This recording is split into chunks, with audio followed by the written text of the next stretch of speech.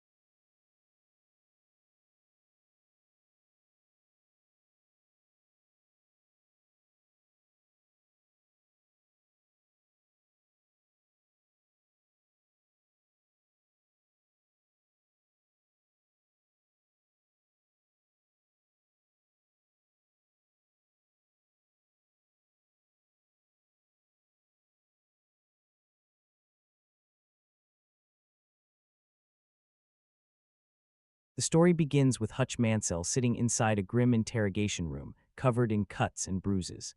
This time, however, he isn't alone. A dog sits nearby while Hutch calmly patches up one of his injuries. Across the table, two federal agents study him closely and demand to know exactly who he is. Rather than giving a name or title, Hutch simply answers with a single word. A short time earlier, Hutch had fully returned to the violent profession he once tried to leave behind. To repay the massive debt he owed the Russian underworld after destroying the Opshak, he had resumed working as a contract killer, taking assignments arranged through the barber. Although the jobs kept the debt under control, they came at a cost. Every mission pulled Hutch farther away from his wife Becca and their children, Brady and Sammy. The constant disappearances and dangerous work were slowly creating a gap inside the family. Hutch knew it, and the guilt weighed heavily on him. Eventually, he admits to the barber that he needs a break. He wants to step away from the assignments for a while and focus on the people waiting for him at home. Understanding the situation, the barber agrees without argument. Later, while relaxing at home, Hutch stumbles across a commercial promoting a small vacation destination called Plummerville. The place immediately sparks memories of childhood trips he used to take there with his father David and his brother Harry. Seeing the advertisement gives him an idea.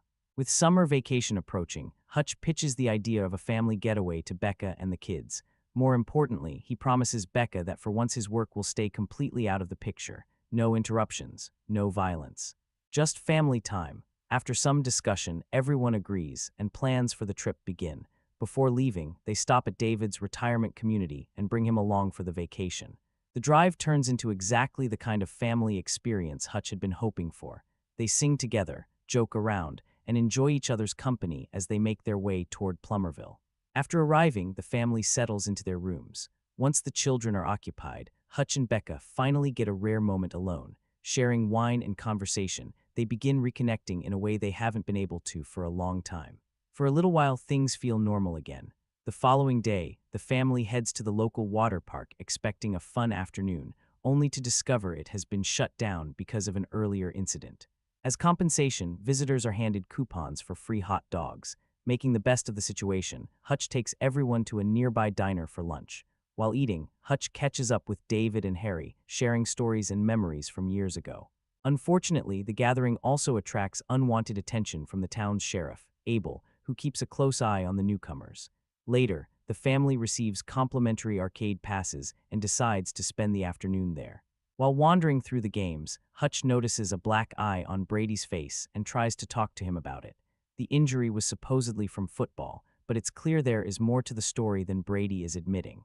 Nearby, a group of girls begins paying attention to Brady. He casually gives some of his prize tickets to them before using the rest to win a stuffed toy for Sammy. What begins as an innocent moment quickly goes downhill when one of the girls' boyfriends, Max, becomes jealous. Marching over, Max grabs Sammy's new toy and tears it apart right in front of her. Brady reacts instantly. He punches Max square in the face and twists his arm behind his back before anyone can stop him. Hutch rushes in, along with several arcade employees, and manages to separate the boys. The confrontation appears to be over, and the Mansells begin leaving. Then things get worse. As Sammy bends down to retrieve the ruined toy, one of the arcade workers slaps her hand away. Hutch freezes.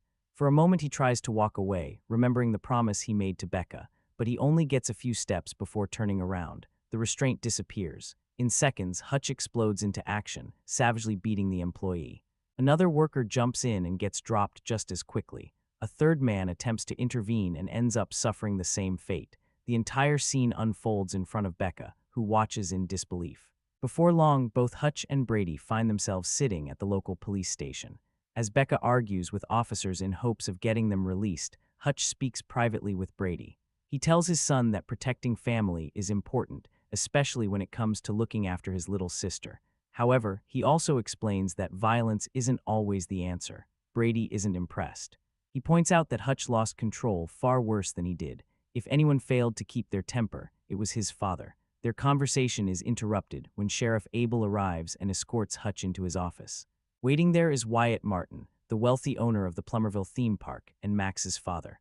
Wyatt immediately makes it clear who holds power in town. He explains that he practically runs Plummerville and has no patience for troublemakers visiting his community.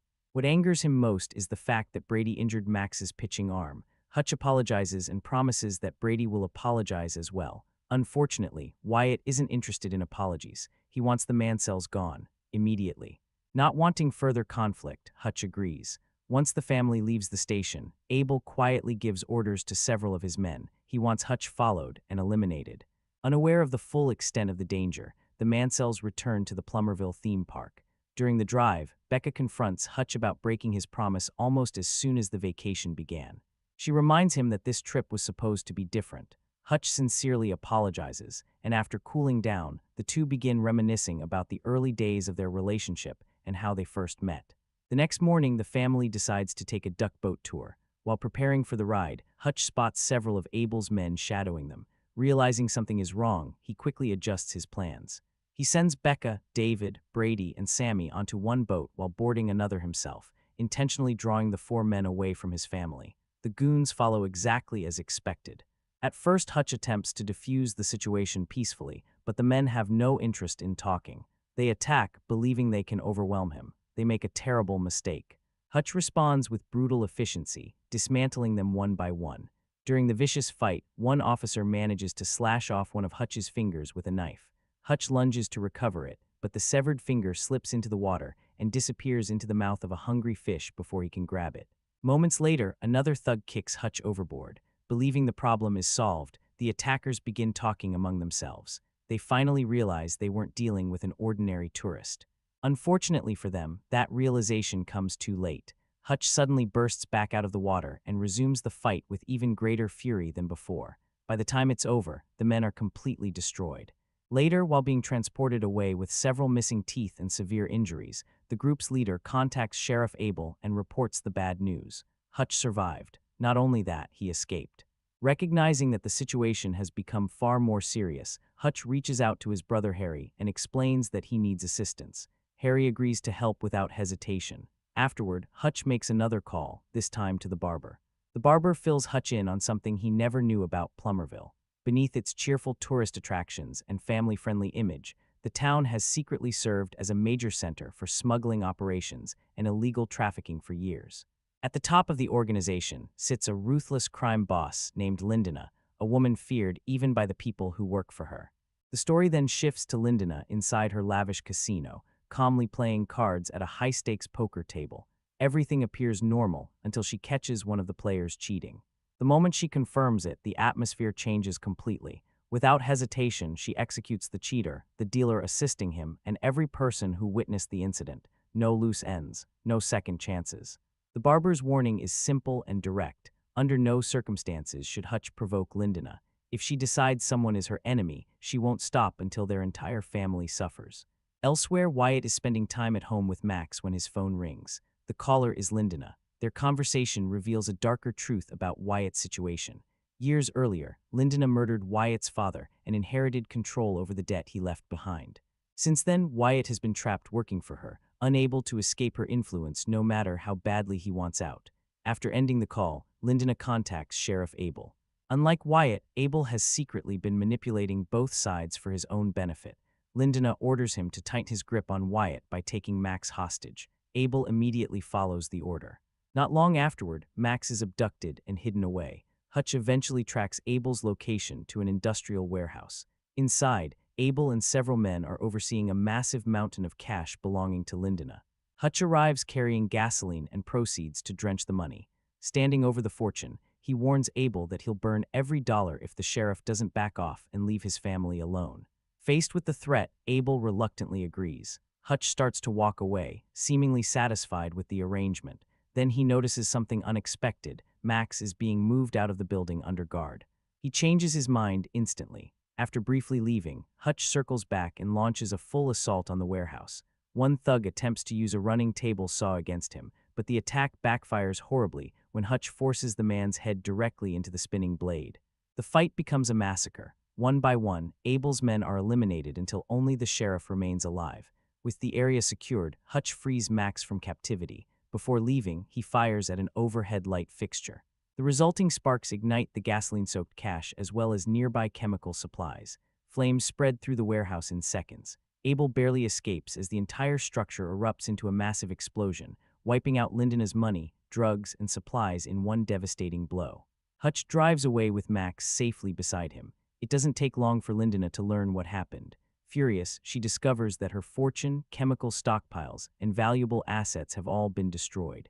Her surviving men provide surveillance photographs showing Hutch and his family staying in Plummerville. Soon afterward, a severely burned Abel contacts her. Despite surviving the blast, he's in terrible condition. He urges Lindena to gather more soldiers because Hutch is far more dangerous than they anticipated. That is all the encouragement she needs. Lindena formally declares war on the Mansell family. Knowing retaliation is inevitable, Hutch moves quickly. He has David escort Becca, Brady, Sammy, and Max to a remote lodge where they'll be harder to find. Hutch knows their hotel is the first place Lindena's people will check. Before they separate, an unexpected friendship begins forming between Brady and Max. The two boys, once enemies, have started getting along surprisingly well. Hutch also has an honest conversation with Becca. He admits he failed to keep the promise he made before the vacation. Worse, he suggests that staying close to him may put her in danger. Becca doesn't like hearing it, but she understands the situation. Meanwhile, Hutch heads off to find Wyatt. He discovers him drunk, furious, and spiraling after Max's disappearance. Wyatt initially lashes out and tries attacking Hutch, but the effort is short-lived. Hutch calms him down and assures him that Max is alive and safe. As the two men sit down with drinks, Wyatt finally opens up. He explains everything about Lindena, his father's death, and the years of resentment he's carried. He despises her more than anyone. Then Wyatt reveals something valuable. Before his death, his father had secretly assembled a large arsenal of weapons, intending to use them against Lindena someday. He never got the chance. Now Hutch does. The two men decide to work together. With help from David and Harry, they transform the entire amusement park into a giant battlefield filled with hidden traps and defensive positions. Every ride, attraction, and pathway becomes part of their plan. While preparations continue, Becca waits at the lodge with the children. She is frustrated and worried about Hutch's decision to face Lindena alone. Eventually, she reaches a decision of her own. After placing Brady in charge, she quietly slips away carrying a nearby rifle. Not long after, Lindena arrives at the theme park with an army of gunmen. At the same time, her Lieutenant Kardausch takes several attackers to the lodge to eliminate Hutch's family. At the park, Abel escorts Lindena directly to Hutch and Wyatt's position. However, the sheriff's usefulness has expired. Without warning, Lindena orders her men to execute him, dismissing him as nothing more than an annoyance. Then the battle begins. Hutch and Wyatt lure the attackers deep into the amusement park, where every step triggers another trap. Explosives hidden inside the ball pit detonate beneath advancing gunmen. Grenades swing from carefully positioned cables. Ambushes erupt from every direction. Lindena's forces begin falling rapidly.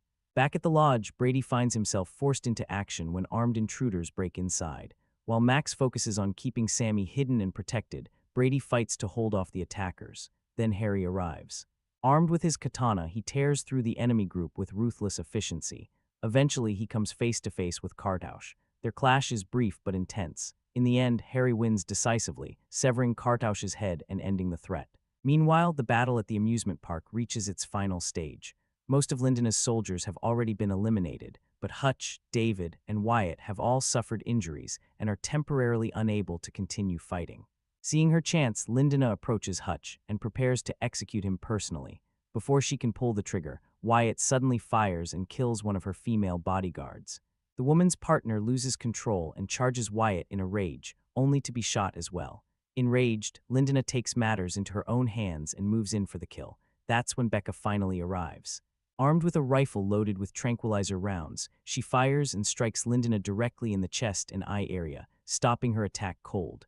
At that exact moment, another group of gunmen enters the battlefield. David responds by activating the final set of explosives hidden throughout the park.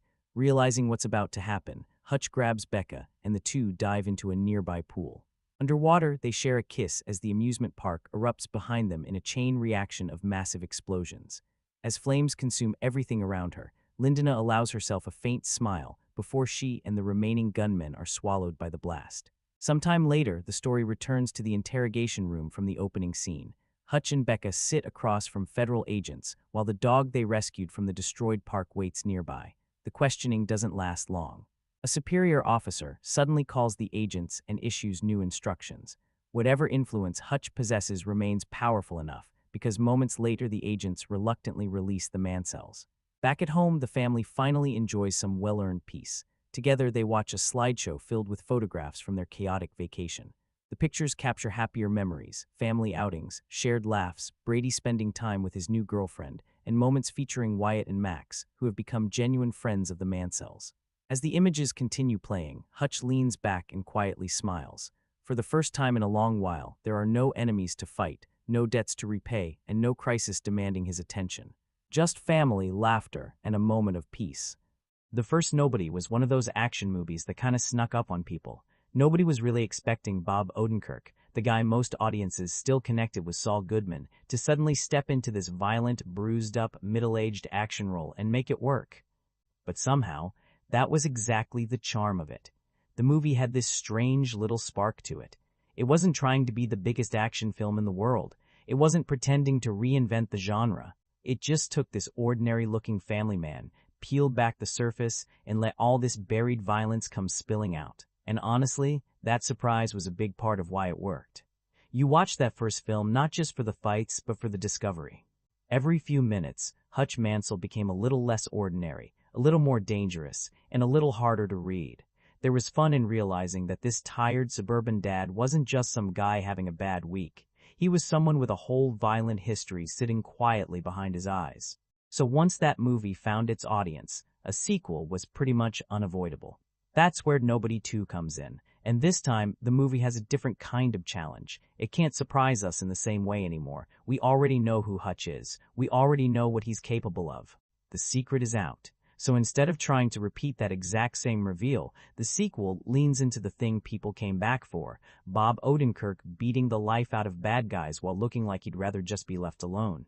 And there's something funny about that, because Nobody 2 feels very aware of what kind of movie it is. It knows people aren't walking in for some deeply complicated crime saga.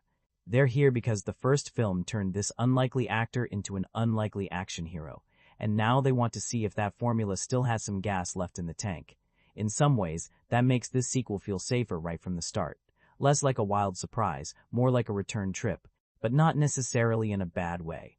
Sometimes a sequel doesn't need to completely rebuild the machine. Sometimes it just needs to keep the engine running, throw the main character into another bad situation, and hope the punches still land. And for the most part, that's exactly the space Nobody 2 is playing in. It's not arriving with the same shock factor as the original. It doesn't have that, "wait, is this really happening?" energy anymore. But it does have the confidence of a movie that knows its audience, knows its lead, and knows that Hutch Mansell has become the kind of character people enjoy watching precisely because he shouldn't make sense as an action hero, and yet somehow he does.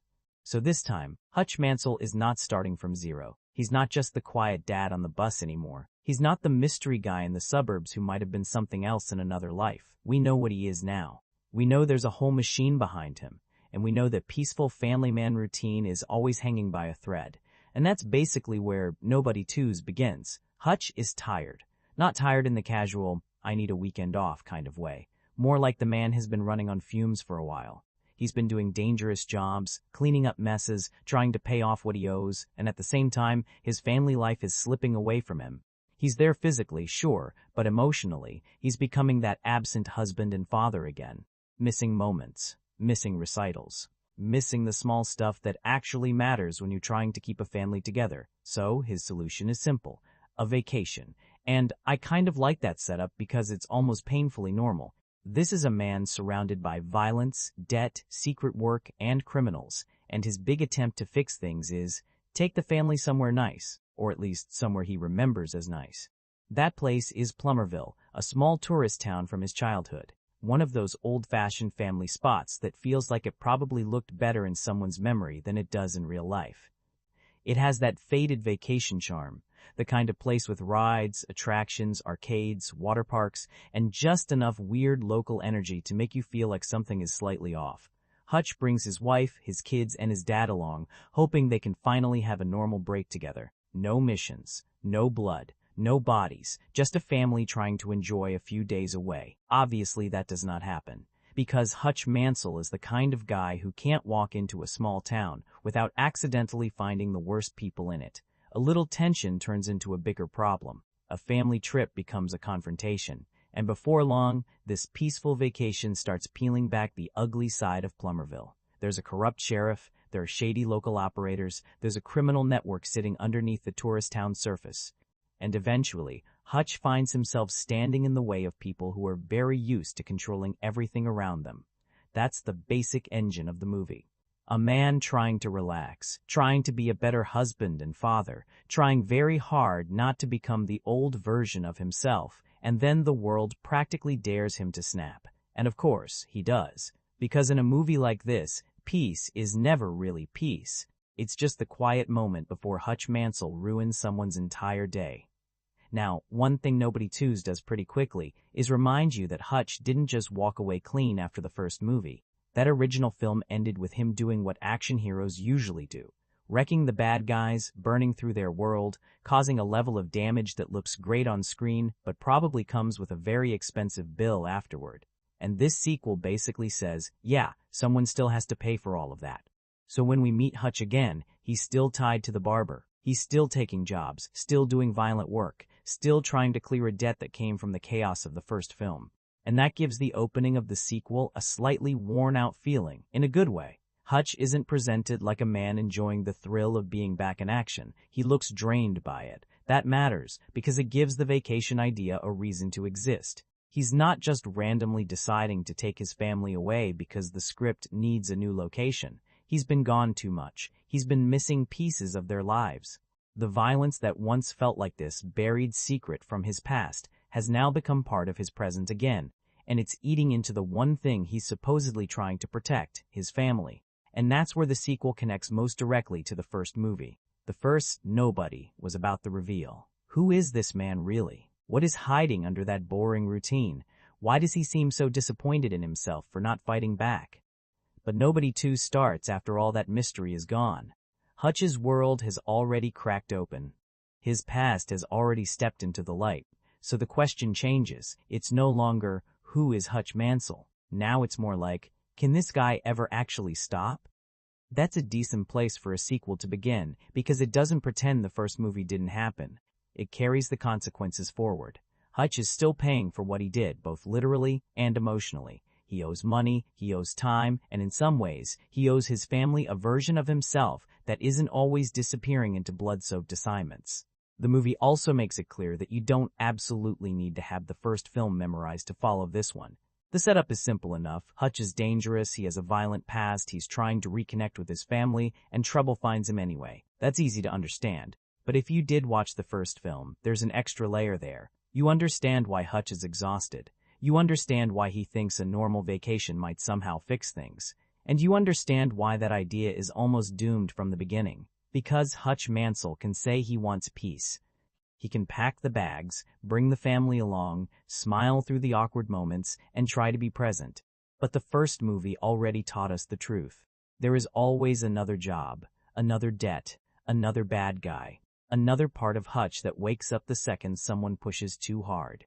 Plummerville is one of those places that looks like it was built out of somebody's childhood memory, not necessarily a perfect memory.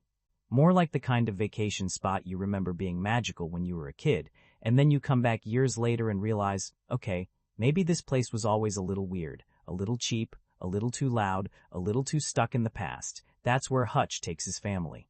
On the surface, it has all the usual family trip ingredients. Rides, arcade games, tourist attractions, water park energy, that slightly faded amusement town feeling where everything is supposed to be fun but also feels one bad interaction away from becoming miserable. And that's exactly what happens.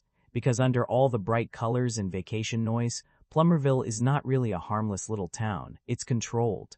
The local power structure is rotten from the inside. The sheriff isn't some honest small-town lawman trying to keep order. The people running the place aren't just quirky business owners. There's a whole criminal system operating underneath the surface, and everybody seems to know their place in it. That gives the setting a nice little edge. Hutch doesn't just stumble into one random bully or one drunk idiot who needs to be taught a lesson. He walks into a town where corruption has become routine, a place where the wrong people have authority. The law is basically decoration, and anyone who causes trouble for the local operation gets handled. And of course, Hutch is exactly the wrong man to handle. The funny thing is, he doesn't arrive looking for a war. He's trying to be on vacation. He's trying to keep things normal. He wants his family to have the kind of simple, nostalgic trip he remembers from his own childhood. But Plummerville keeps pushing. A small conflict turns into a bigger one. Then the bigger one leads to the sheriff. Then the sheriff leads to the people behind him. And before Hutch even has time to pretend this is still a normal family getaway, he's already standing in the middle of a criminal enterprise that has been hiding in plain sight. That's where the movie gets its basic tension. Not deep tension exactly. This is still Nobody 2. We're not watching a slow-burn crime drama about institutional corruption. But the idea works for this kind of movie. You take a man who is trying very hard not to explode, drop him into a town full of people who think they own everything, and then just wait for the inevitable. Because Plummerville might look like a vacation spot, but in reality, it's the kind of place where the bad guys got too comfortable. And Hutch Mansell is basically what happens when that comfort runs out. What immediately separates Nobody 2's from the first film is how much brighter it feels. The original had that colder, more bruised suburban mood. It felt gray, cramped, tired, like Hutch's whole life had been flattened into routines, bills, garbage days, office work, and quiet resentment. That was part of its personality. The violence felt like it was ripping through a very boring world. This sequel doesn't really have that same texture, because now we're in vacation mode. Plummerville gives the movie a completely different visual flavor. It's sunnier, louder, more colorful. There are water parks, tourist attractions, arcades, rides, crowds, little pockets of summer chaos everywhere. Even when the place feels run down, it still has this bright, almost candy-coated surface to it. And I can see that being a little jarring for people who loved the gritty feel of the first movie. Nobody 2S is not trying to look like the same exact film again. It swaps that darker suburban pressure cooker for something more playful, more exaggerated, almost like a violent family vacation postcard. The colors pop more. The setting has more movement. There's this slightly artificial holiday atmosphere hanging over everything, which makes the violence feel even more absurd when it finally breaks out. Sometimes that works. There's a fun contrast in watching Hutch, this exhausted ex-assassin who looks like he just wants 5 minutes of peace, surrounded by all this fake cheerfulness, smiling mascots, bright attractions, happy vacation noise, and then suddenly, bones are cracking. People are flying through furniture, and the whole sunny little town starts turning into a battlefield. That contrast gives the movie its own identity, but it also changes the mood in a way that not everyone is going to love. The first Nobody had a sharper edge because the world felt more grounded. This one feels broader, more cartoonish, more willing to lean into the joke of its own setup. And because of that, some of the tension gets softened. You're not always sitting there worried for Hutch or his family. A lot of the time, you're just waiting to see what ridiculous location the movie is going to turn into a fight scene next. Still, I don't think the brighter setting is automatically a mistake. It gives the sequel a reason to feel different. It stops it from being visually identical to the first film. And honestly, there is something enjoyable about watching a family vacation slowly collapse into complete criminal destruction. It's not as gritty, it's not as surprising, but it has its own weird summer action energy, like the movie threw Hutch Mansell into the loudest tourist trap it could find, just to see how long it would take before the whole place started bleeding. The thing with Nobody 2S is, you really have to meet it on its own level. This is not a movie pretending to be realistic. It's not trying to convince you that one tired family man could casually survive an entire town's worth of criminals because of logic, probability, or basic human biology. The film knows what it is. It knows Hutch Mansell is absurd. It knows the violence is exaggerated. And instead of hiding that, it kind of pushes the whole thing further into camp. That's probably going to be the dividing line for a lot of people. If you wanted the sequel to double down on the darker, meaner energy of the first movie, the lighter tone here might feel like a step down. There are more jokes, more goofy moments, more cartoonish villains, more of that how much chaos can we throw into one location style of action. It's less interested in making you feel the weight of every punch, and more interested in letting the whole thing become a bloody, ridiculous carnival ride. And sometimes, honestly, that is fun. There's something entertaining about a movie that doesn't overcomplicate itself. Hutch wants peace. Bad people won't let him have peace. Hutch breaks bad people. That's the rhythm. The sequel understands that most of the audience is not here for a delicate psychological drama. They want the dry humor, the sudden bursts of violence, the ridiculous escalation, and Bob Odenkirk looking mildly annoyed while dismantling an entire criminal operation. That tone gives the movie a playful confidence. It can go from family awkwardness to someone getting absolutely destroyed in a fight scene without acting like the shift needs to be graceful. It's blunt, it's messy, it's silly in places. But there's a charm in that lack of seriousness, because the film is basically saying, yeah, we know this is ridiculous, that's the point. The downside is that the camp sometimes lowers the stakes. When everything becomes a little too cartoonish, you don't always feel danger. You feel the mechanics of the action comedy machine working. The villains are louder, the confrontations are broader, and the violence has that comic book bounce to it where pain exists, but only for as long as the scene needs it. Still, I'd rather a movie like this have a personality than pretend it's something deeper than it is. Nobody 2S works best when it embraces the madness. When it lets the vacation setting become a playground for broken noses, gunfire, weird jokes, and absurd little character beats. It may not have the same sharp surprise as the first film, but it has a goofy, violent swagger of its own, and by the time the movie fully commits to that tone, you either go with it, or you probably checked out a long time ago. You cannot watch Nobody 2-0s with a realism checklist in your hand. That's the quickest way to make yourself miserable. This is the kind of action movie where one man takes levels of damage that would put a normal person in the hospital for 6 months, then somehow gets up, limps for about 3 seconds, and keeps going. Hutch gets hurt, sure. The movie does at least let him bleed, stumble, and feel some of the punishment.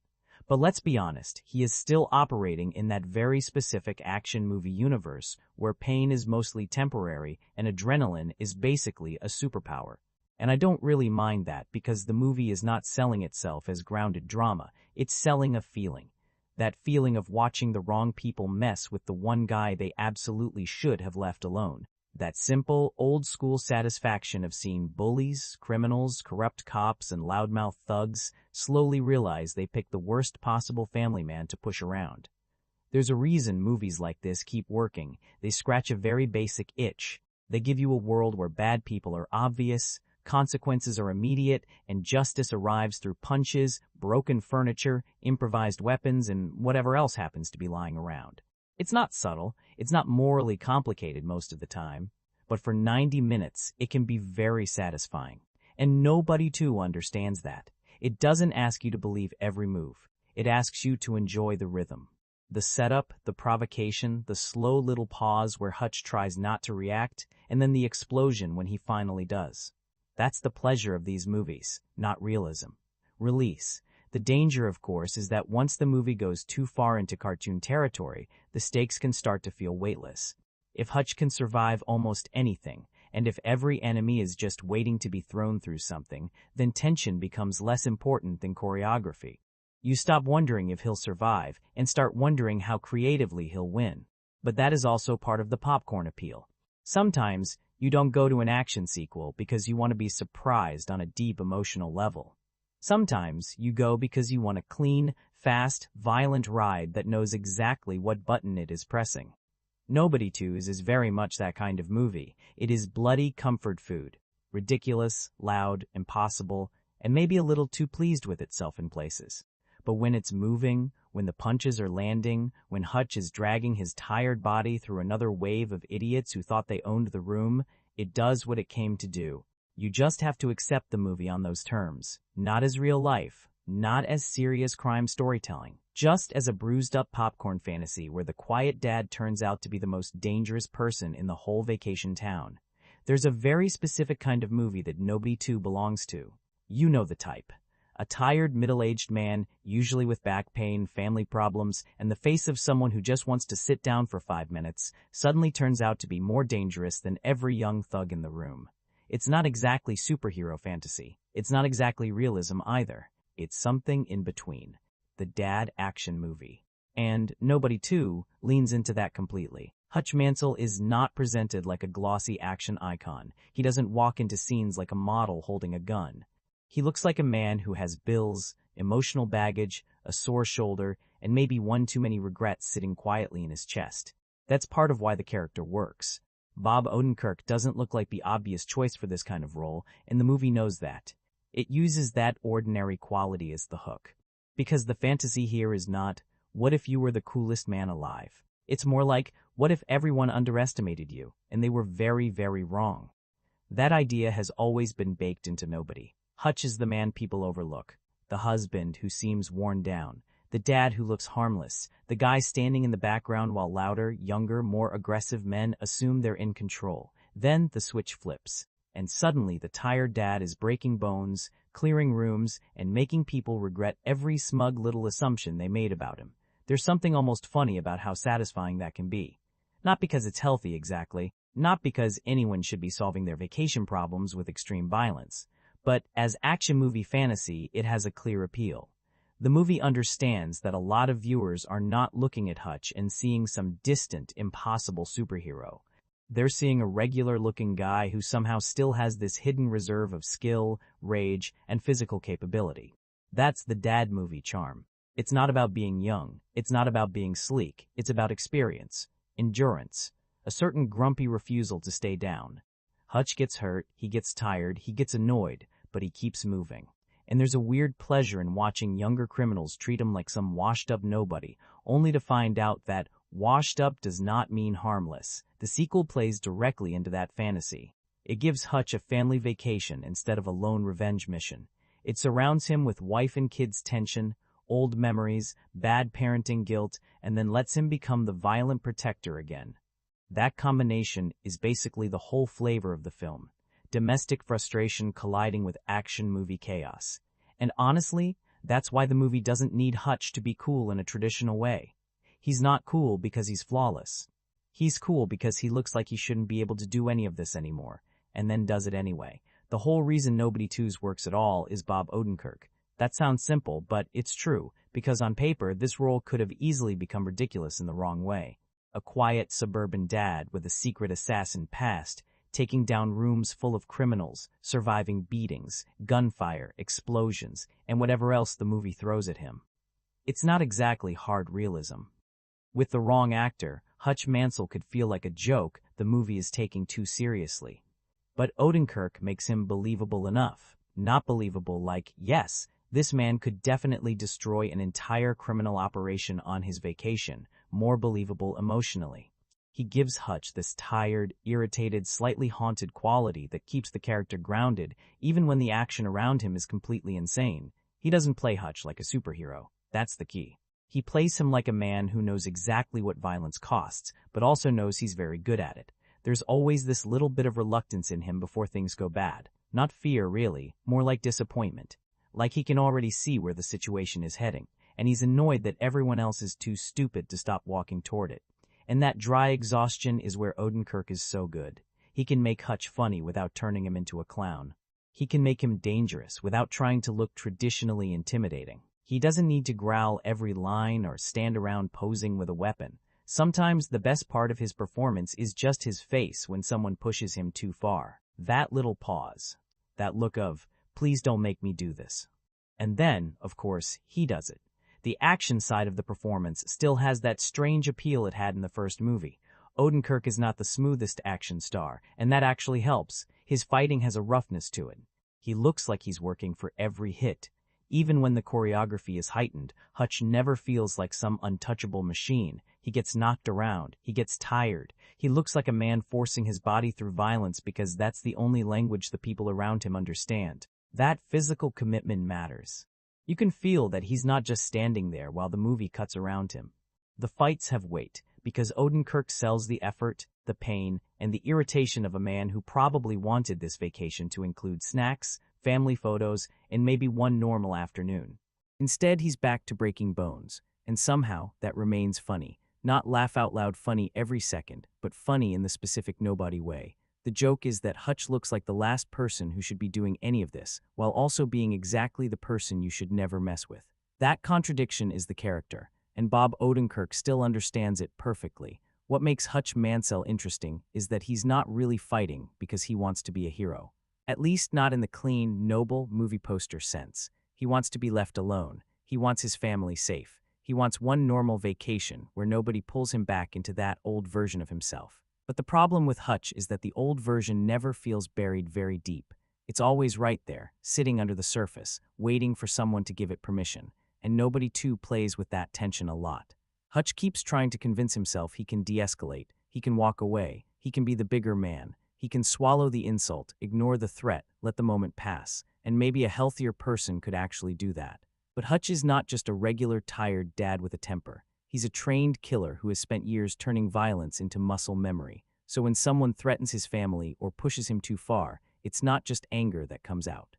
It's instinct, it's habit. It's the part of him that knows exactly how to hurt people before the rest of him has fully decided whether he should.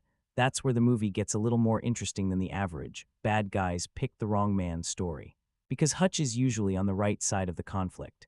The people he fights are corrupt, cruel, violent, and dangerous. You're not exactly sitting there feeling sorry for them. But at the same time, the movie keeps showing that Hutch has a problem. He doesn't just protect his family from chaos. He often becomes the chaos. And that's the uncomfortable little truth behind the fun. He wants to be a good husband.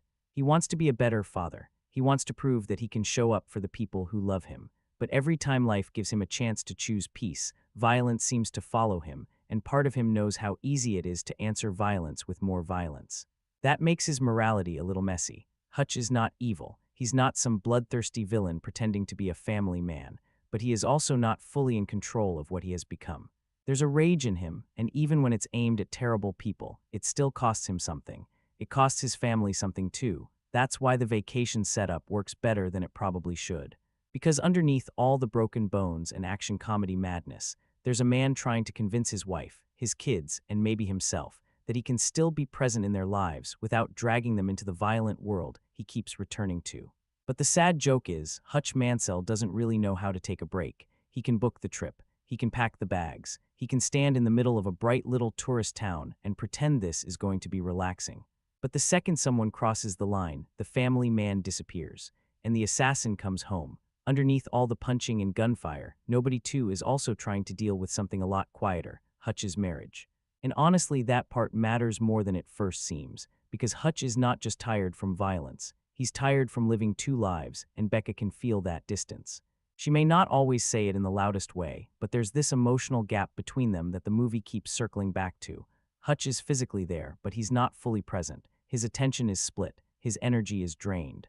His old work keeps pulling him away, and the family is left with whatever version of him comes home afterward. That is not exactly the foundation of a healthy marriage, so the vacation is not just a fun little family trip. It's Hutch trying in his own clumsy way to fix something before it gets worse. He sees the distance. He knows he has missed too much. And instead of having some deep, mature conversation about it, because let's be honest, Hutch is not really built that way, he decides the answer is to recreate a childhood memory. Take everyone to Plummerville, have a few good days together, laugh a little, eat vacation food, maybe make Becca feel like he still knows how to be a husband instead of just a weapon that occasionally comes home for dinner. There's something kind of sad about that, because Hutch clearly loves his family. That's never really in question, but love is not the same thing as showing up. And Becca, more than anyone, seems aware of the cost of being married to a man like this. She has to live with his secrets, his disappearances, his bursts of violence, and the strange emotional silence that follows him around. The sequel uses that tension to give the vacation a little more weight. If this were just Hutch taking a break because he's bored, the setup would feel thin. But because the marriage already feels strained, because the family connection needs repairing, the trip becomes more than a location change. It becomes a test. Can Hutch actually be normal for a few days? Can he be present? Can he give Becca something other than danger and apologies? Of course, the answer gets complicated very quickly. Because the moment trouble starts, Hutch falls back into the thing he knows best, and even if he's doing it to protect them, it still proves the same problem all over again. His family can never just have Hutch. They get Hutch and the violence attached to him. That's where Becca's side of the story becomes important. She is not just the wife waiting around while the action hero saves the day. She is the person who has to decide what it means to stay with someone like this. Someone who wants peace but attracts chaos. Someone who loves his family but keeps dragging them into the shadow of his past. And while Nobody 2 doesn't turn this into a full marriage drama, that tension gives the movie a bit of emotional texture. Because the real question is not just whether Hutch can survive Plummerville. It's whether his family can survive being close to him. One of the better choices in Nobody 2 is that Becca feels a little more present this time. In the first movie, she was important, obviously, but a lot of her role was built around distance. She was part of the life Hutch was failing to fully live in. The marriage felt cold, quiet, almost half asleep. And because the story was so focused on revealing Hutch's hidden side, Becca sometimes existed more as a symbol of what he had lost than as someone the movie wanted to explore deeply. Here, she gets a bit more space, not a massive reinvention, and the movie still could have done more with her, but there is a stronger sense that Becca is not just standing outside the story waiting to react. She is watching Hutch more carefully, she understands more than she says, and there are moments where you get the feeling that she has her own strength sitting under the surface. That makes her more interesting. Connie Nielsen brings a calm, steady presence to the role. She doesn't need to overplay the frustration or turn Becca into some constant scolding wife character. That would have been the easy route, and honestly, the boring one. Instead, she plays her like someone who is tired, but not weak, hurt, but not helpless. She knows the man she married is complicated, and she also knows that loving him does not make the complications disappear. There's a quiet intensity to her in this sequel. You can feel that Becca is not just afraid of Hutch's world. She's also trying to decide where she fits inside it. The movie hints that she may be capable of more than the family gives her credit for, and that little suggestion adds something.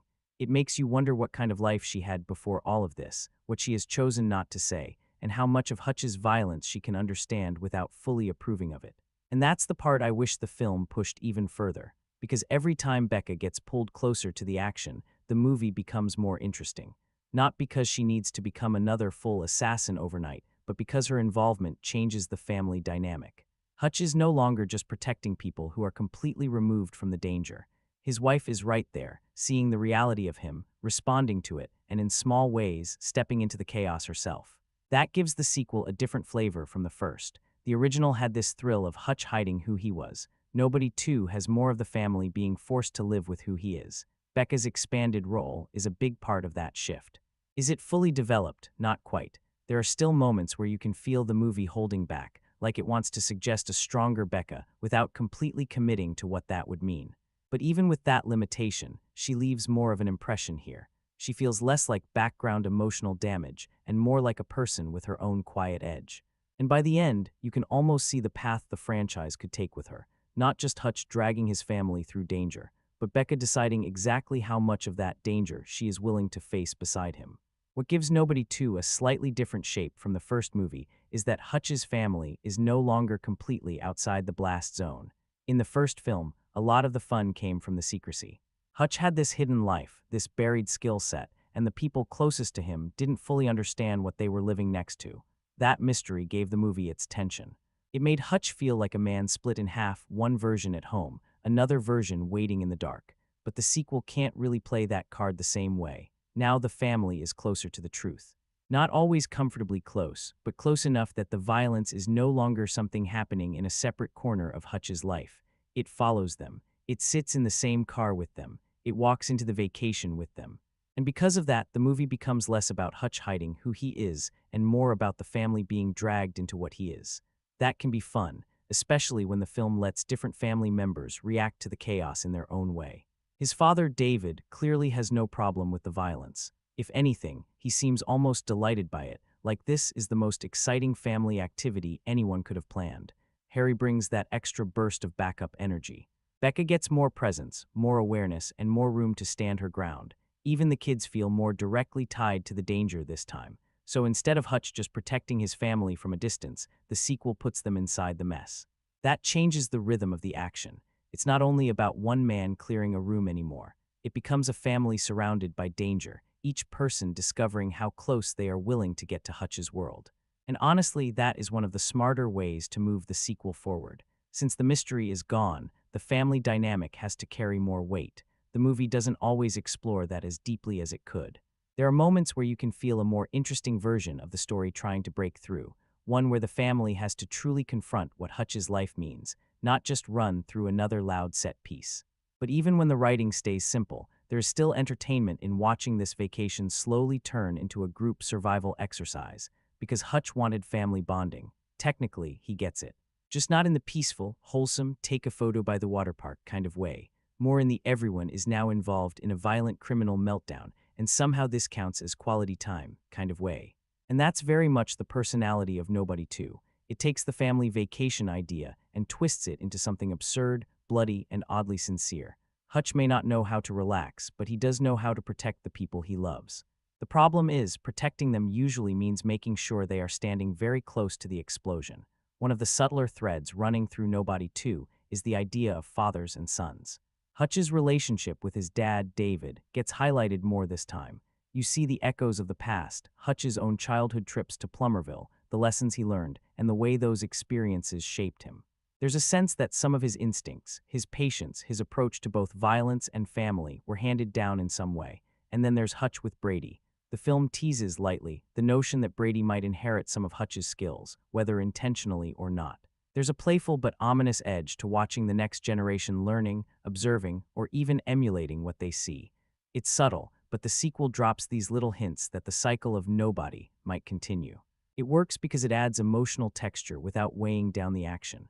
While the movie is primarily a chaotic, violent romp, these father-son beats remind us that Hutch isn't just fighting bad guys, he's a dad.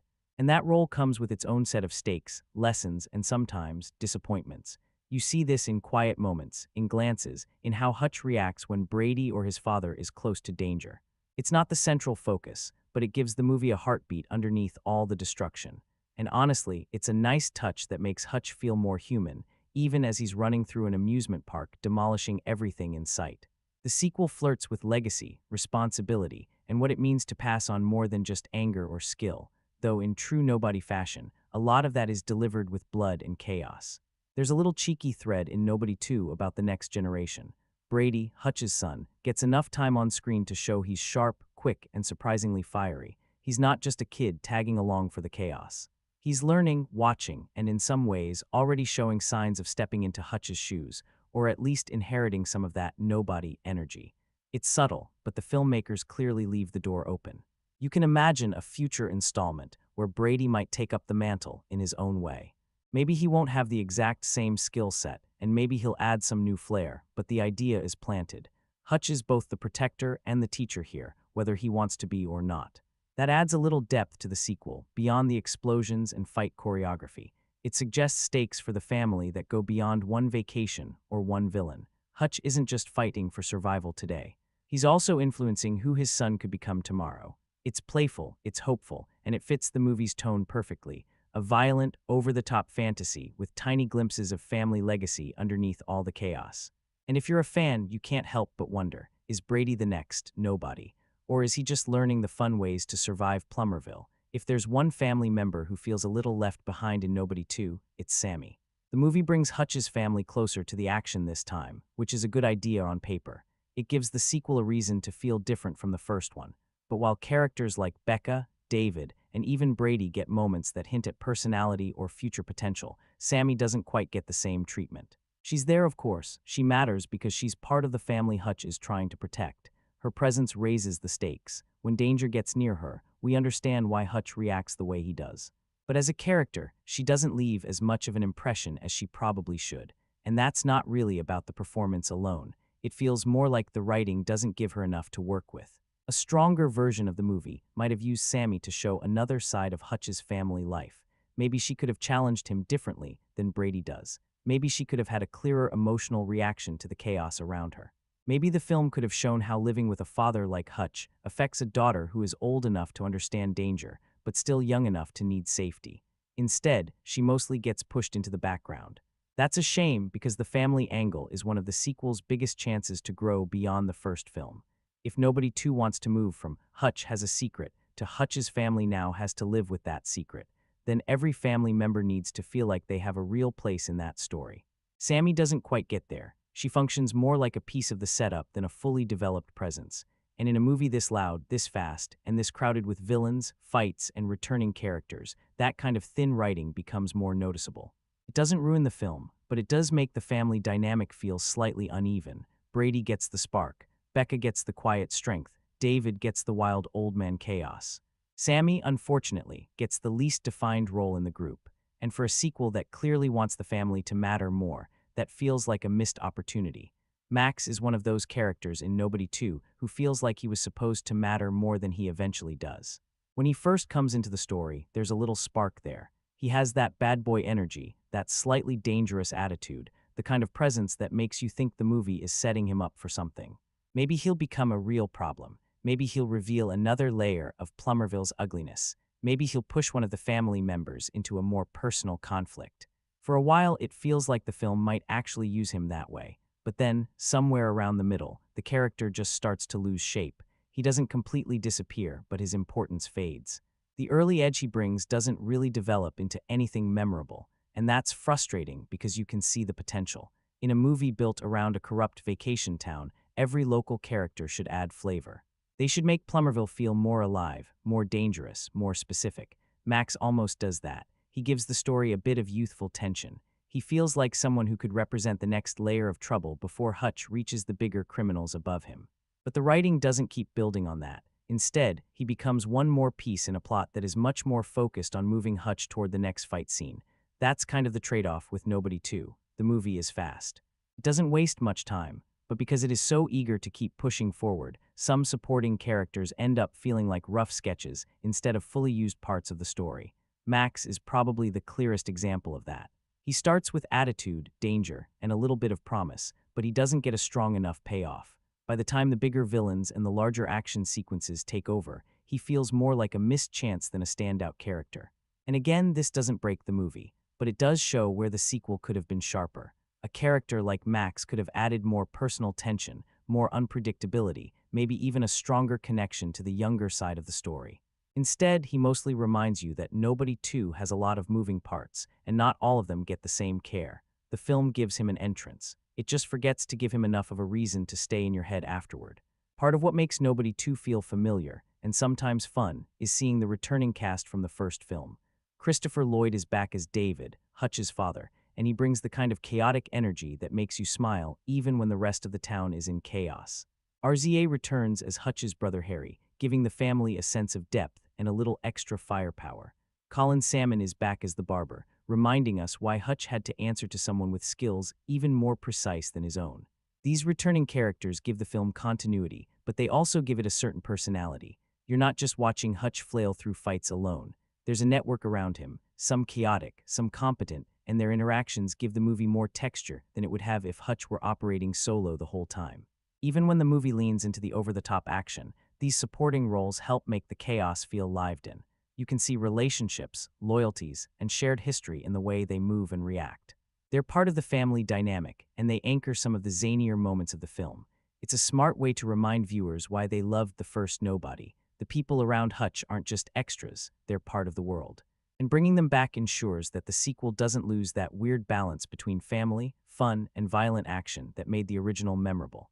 If there's one thing that keeps some of the sequel's chaos feeling grounded, or at least entertainingly wacky, it's Christopher Lloyd and RZA.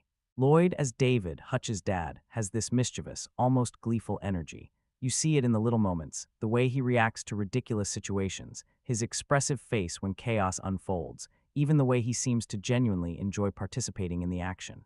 He's not just comic relief, he's an unpredictable force that makes the family dynamic feel alive and adds humor without derailing the fights.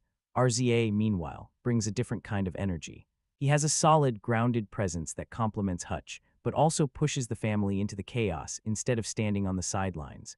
When he's on screen, there's a spark of unpredictability, a little extra adrenaline in the mix. Together, they help the film balance its loud, exaggerated action with moments that feel human, or at least entertainingly eccentric. Without them, some sequences might feel like pure over-the-top destruction. With them, the fights have rhythm, and the family feels like a living unit navigating the absurdity rather than just passive observers. In short, Lloyd and RZA aren't just returning cast members. They're the heartbeat that keeps Nobody 2's family chaos feeling alive and funny amidst all the explosions and broken furniture.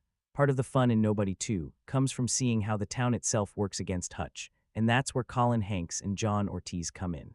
Colin Hanks plays Sheriff Abel, the local law enforcement who isn't exactly upholding the law. He's one of those corrupt small-town figures who looks like he should be helping people, but instead is wrapped up in protecting the criminal operations hiding in plain sight. There's a certain enjoyment in watching Hutch navigate around him, testing limits and figuring out exactly who can and can't be trusted. John Ortiz, as Wyatt Martin, the resort owner, adds another layer. He's part of the system keeping Plumerville's shady dealings under the radar, a businessman with enough connections to make life complicated for Hutch. These two characters help establish the town's power structure and make the stakes feel real, even if the movie doesn't spend too much time on exposition. You immediately get why Hutch can't just relax on vacation. Together, Hanks and Ortiz create a sense of organized chaos. They're obstacles in their own way, but they also help define the environment. Plumerville isn't just a setting, it's a little ecosystem of corruption. And having these two involved makes Hutch's eventual rampage feel like it's earned. He's not just beating up random thugs. He's dismantling part of a structured, crooked system. Their performances give the town personality. Abel's authority and Wyatt's scheming presence make you care, just enough, that Hutch's fights feel consequential, even in a movie that leans heavily into camp and action comedy. Then there's Sharon Stone as Lendina, the main villain of the sequel. Her performance is exactly what you expect when a movie leans into campy action. She's larger than life, over the top, and utterly theatrical. In some ways, it's a delight. She throws herself into the role, and there's a certain energy in the way she dominates every scene she's in. But there's also the flip side. Her character sometimes feels disconnected from the rest of the story. The script doesn't give her much depth, so a lot of her psychotic mob boss energy ends up being just style without substance. A few of her beats land, but others lean heavily into cartoonish villainy, which can undercut tension at times. Still, Stone is having fun, you can tell, and that enjoyment can be contagious. Even when the movie gets a little predictable, her presence adds spectacle. She's loud, she's confident, and she fills the screen. That's exactly the kind of over-the-top personality a campy sequel like this can benefit from, even if she's not always believable as a real-world criminal mastermind. The end result is a villain who is entertaining more than threatening, which fits the tone of Nobody 2. She's there to raise the stakes and give Hutch a bigger target, and for the most part, she succeeds, especially in those moments where the fights and chaos reach their absurd peak. The action is where Nobody 2 is at its most comfortable. Whatever issues the movie has with story, surprise, or character depth, it usually knows how to make a fight feel satisfying. This is not clean, elegant action where everybody moves like dancers and no one gets dirty. The fights here are rougher, messier, louder. People slam into things, bodies hit the ground hard, weapons come out, blood shows up. And Hutch, as always, looks like he is winning mostly through skill, stubbornness, and the fact that he refuses to stay down. That physical roughness is a big part of the appeal. The movie understands that Hutch should not fight like a superhero. He should fight like a man who knows exactly how to hurt people but still has to work for it. He gets hit, he gets tired, he takes punishment. And because Bob Odenkirk sells that exhaustion so well, the action has a little more personality than it would with a more polished action star. There's also a nice variety to the mayhem. The movie gives us hand-to-hand fights, shootouts, improvised weapons, chaotic group attacks, and those ridiculous little action beats where the environment becomes part of the fight. That's when Nobody 2 has the most fun, when it stops treating the location like background decoration and starts turning every object into a potential weapon. You can feel Timo Tjahjanto's influence in the nastier, more energetic moments. The choreography has impact. The hits feel crunchy. The camera often wants to stay close enough for you to feel the damage, even if some sequences are shakier or less clean than the best parts of the first film. And that's the trade-off. The first Nobody had that surprise factor. When the violence exploded, it felt shocking because Hutch still looked like an ordinary guy. Here, we already know he can do this, so the movie has to compensate by making the fights bigger, bloodier, and more playful.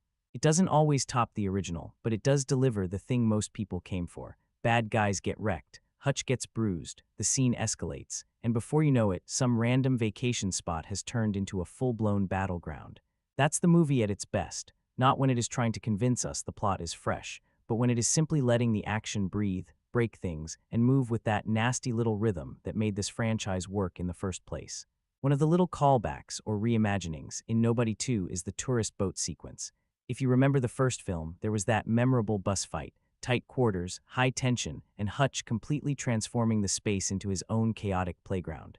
It was one of the sequences that made the original feel inventive and surprising. In the sequel, the movie tries something similar with the tourist boat. The space is smaller, the action is still intense, and Hutch is forced to adapt. There's improvisation, environmental hazards, and the same sense that he's using every object at his disposal to turn the odds in his favor. It's a clever way to pay homage to the first film while creating a new set piece. You get that claustrophobic energy and can't help but notice how the environment becomes part of the choreography.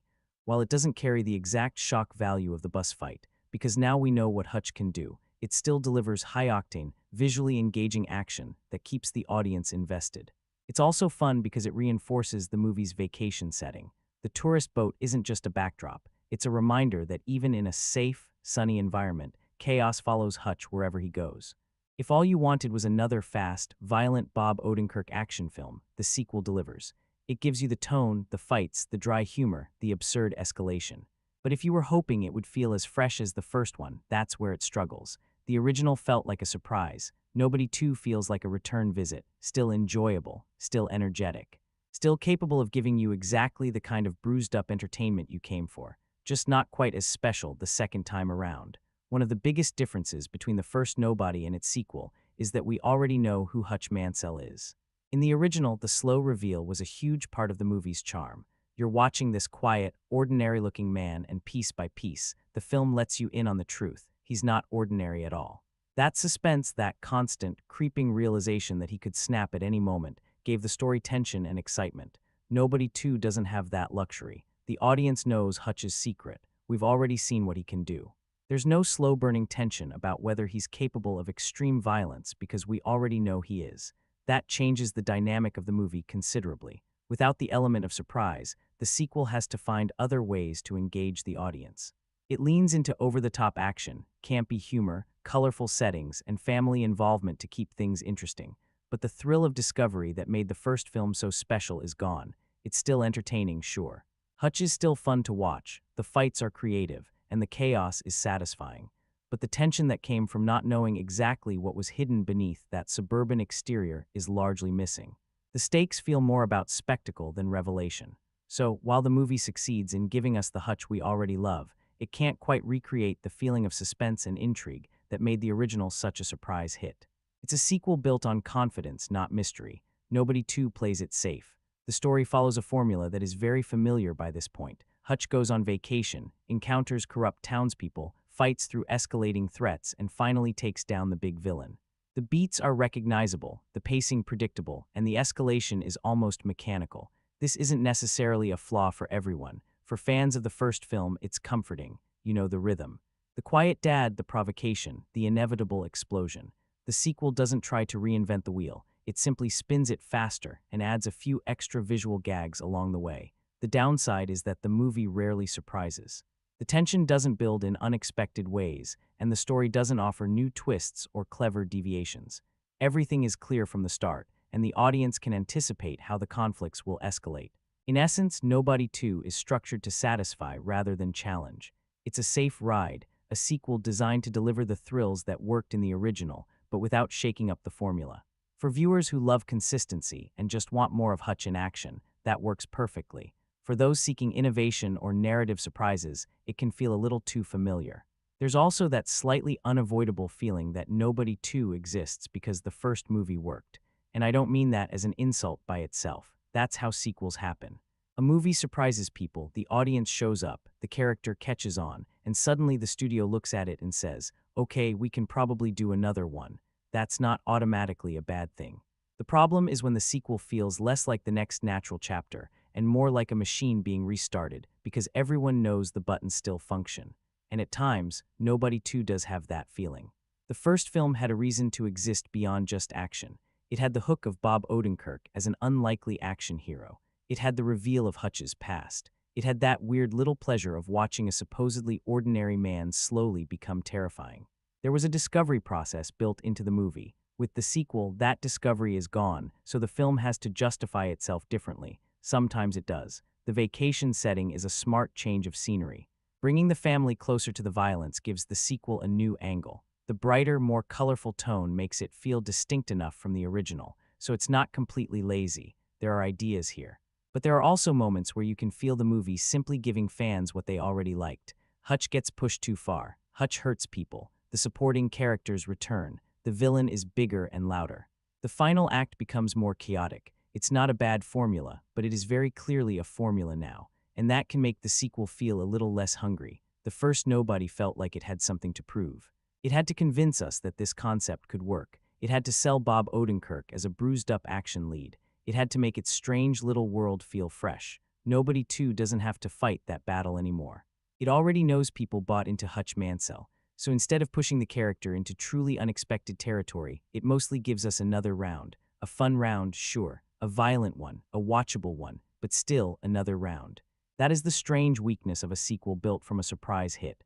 The very thing that made the first film exciting, the surprise, is the thing the sequel can never fully recreate. So what's left is craftsmanship, energy, and fan service. And Nobody 2 has enough of those to keep itself alive. But you can still feel the difference between a movie that had to earn your attention and a sequel that arrives assuming it already has it. One of the underrated aspects of Nobody 2 is its simplicity. The story doesn't try to be complicated. It doesn't over-explain every move. The conflict is straightforward. Hutch goes on vacation, things go wrong, he fights back, and eventually the chaos reaches its peak in the amusement park finale. That's the movie. Short, line, and to the point. And that works in its favor. For a sequel, especially one following a movie built on a surprise reveal, keeping things simple allows the action and the character moments to take center stage. It doesn't bog the audience down with overly convoluted plots, subplots, or unnecessary exposition. Every fight, every family interaction, every confrontation has a clear purpose. This simplicity also gives the film a brisk rhythm. The scenes move quickly from one point of tension to the next, keeping the audience engaged. You're never waiting around for a payoff that might not come. The movie knows its strengths and leans into them. Hutch's unexpected violence, the family dynamic, and the over-the-top set pieces. It's a modest strength, but an important one. In a world of bloated sequels and overstuffed action franchises, a movie that delivers what it promises in a tight, focused way feels refreshing. Nobody, too, doesn't overcomplicate itself. It keeps its sights on the chaos, the laughs, and the thrills, and in doing so, it manages to be satisfying without being ambitious. One of the underrated aspects of Nobody 2 is its simplicity. The story doesn't try to be complicated. It doesn't overexplain every move. The conflict is straightforward. Hutch goes on vacation, things go wrong, he fights back, and eventually the chaos reaches its peak in the amusement park finale. That's the movie. Short, lean, and to the point. And that works in its favor. For a sequel, especially one following a movie built on a surprise reveal, keeping things simple allows the action and the character moments to take center stage. It doesn't bog the audience down with overly convoluted plots, subplots, or unnecessary exposition. Every fight, every family interaction, every confrontation has a clear purpose. This simplicity also gives the film a brisk rhythm. The scenes move quickly from one point of tension to the next, keeping the audience engaged. You're never waiting around for a payoff that might not come. The movie knows its strengths and leans into them. Hutch's unexpected violence, the family dynamic, and the over-the-top set pieces. It's a modest strength, but an important one. In a world of bloated sequels and overstuffed action franchises, a movie that delivers what it promises in a tight, focused way feels refreshing. Nobody, too, doesn't overcomplicate itself. It keeps its sights on the chaos, the laughs, and the thrills, and in doing so, it manages to be satisfying without being ambitious. Nobody, too, wears its influences on its sleeve. From the very first scene, you can see nods to classic action tropes and popular franchises. The over-the-top violence and relentless escalation recall John Wick, where one man takes on impossible odds with brutal efficiency. The lighter, sometimes humorous take on chaotic confrontations brings to mind films like Red, with its blend of action and personality. The group dynamic and occasional zaniness nod toward the A-Team, while the amusement park finale even evokes a grown-up, violent version of Home Alone-style traps. These comparisons aren't just for fun, they give the movie a sense of lineage. The audience can see where the action beats come from and what kind of expectations the film is aiming to satisfy. It's part homage, part shortcut, and it works because the movie embraces it rather than pretending to be entirely original. At the same time, this is where the campiness and exaggeration make sense. Nobody, too, is aware that it's borrowing from well-known action traditions and leaning into them. That's why the fights are loud, the villains colorful, and Hutch's absurdly competent status fits so naturally into this universe. The film doesn't hide its inspirations, it celebrates them, giving fans of these genres exactly the kind of ride they came to see. Ultimately, these familiar beats make the movie comforting as well as entertaining. If you've seen John Wick, Red, or even the occasional nostalgic throwback like Home Alone, you'll find pieces of those films in Hutch's violent, chaotic Vacation. And that familiarity helps the sequel land, even when the story isn't breaking new ground. One interesting layer to Nobody 2 is how it taps into the older action hero, vibe that's becoming more common in modern cinema. Hutch Mansell is not a young, invincible lad. He's a middle-aged man with aches, experience, and a family. And that's exactly the point. The movie leans into the fantasy that someone who looks ordinary, tired, a little worn, maybe underestimated, can still outfight a room full of younger, more aggressive enemies. It's a concept we've seen with actors like Liam Neeson or even Tom Cruise in his late action years, but Hutch brings a slightly different, dry-humored, sarcastic energy. This approach reflects a broader trend in modern action cinema. Studios are willing to build action vehicles around actors who are older, more relatable, and still physically capable, rather than always chasing new, flashy young stars. It's a bit of nostalgia, a bit of realism, and a lot of fun for audiences who want to see a lead they can recognize but still cheer for in high-stakes action. By leaning into Hutch's age and experience, the film also adds stakes that younger heroes sometimes lack. Every punch feels earned, every move requires effort, and every near miss carries weight because Hutch isn't an untouchable machine.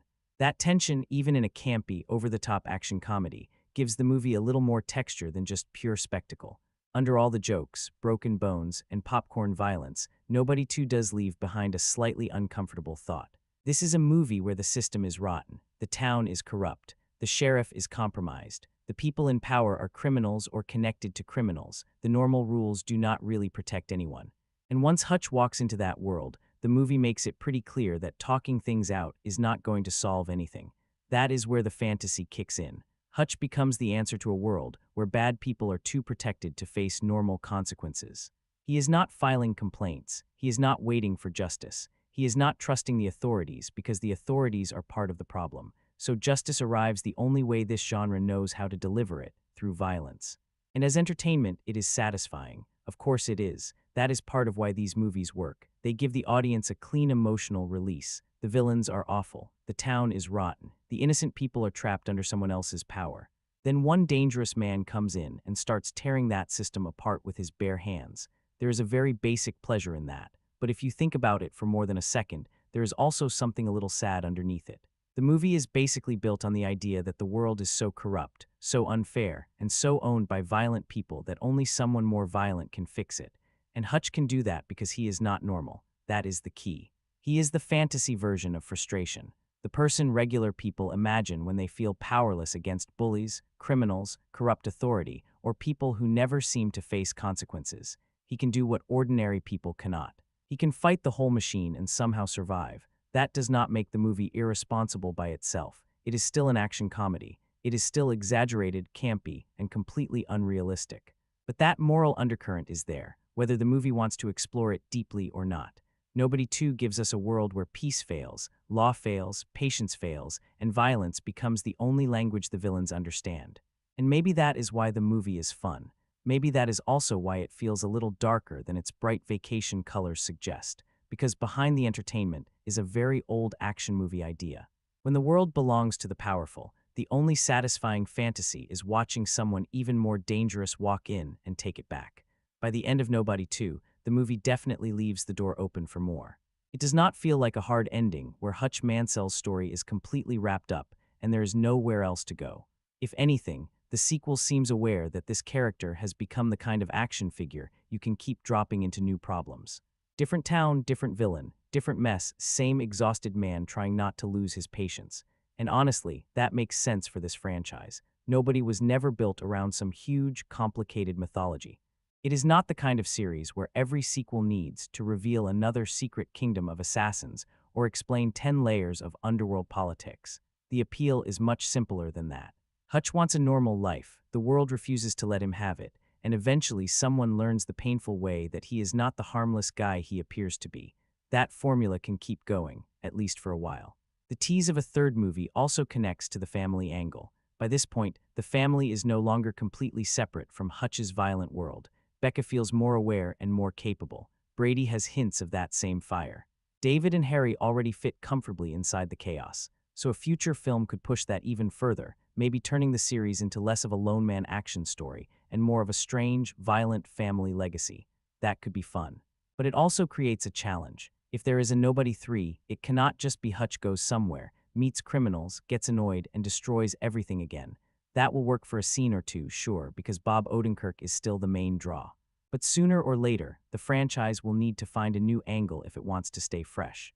The second film already shows the danger of becoming too comfortable, so the idea of another sequel is exciting, but only if it actually evolves the story. Maybe that means giving Becca a stronger role. Maybe it means exploring Brady's future. Maybe it means forcing Hutch to deal with consequences that cannot be solved by smashing someone through a wall. Because the character still has juice, the world still has potential, and there is something undeniably enjoyable about watching this tired, irritated, middle-aged assassin get pulled into trouble again. But if the franchise keeps going, the next movie has to do more than prove Hutch can still fight. We already know he can. Now the question is whether the series can still surprise us. The big question after Nobody 2 is whether this franchise actually has enough momentum to keep going, because creatively, the door is open. The ending leaves space for another chapter. Hutch is still standing, the family dynamic has room to grow, and the series clearly has a formula people enjoy. But the business side of it feels a little less certain.